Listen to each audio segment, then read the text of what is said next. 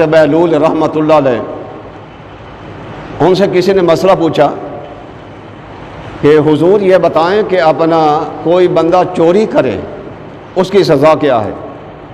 آپ نے فرمایا کہ اس کی سزا یہ ہے اس کا ہاتھ کاٹ ڈالو۔ تو اس نے کہا حضور اگر وہ بھوکا مرتا ہے، بھوک کی وجہ سے، مجبوری کی وجہ سے چوری کر رہا ہے تو اب پھر کیا ہے؟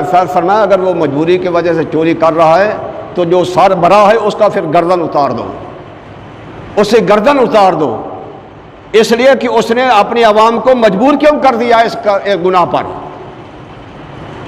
پر مجبور کیوں کر دیا ہے؟ لوگ افسوس کیا تھا کیسے لوگ یہ آج کل ہیں، خدا جانے ان کا حشر کیا ہوگا، کدھر جا رہے ہیں۔ کوئی اسلام کا تمنا، کوئی اسلام کے ان سے محبت پیار نہیں ہے، بس اپنا لوگوں کو لوٹ لو، جس طرح بھی ہو سکتا ہے لوٹ لو، ان کو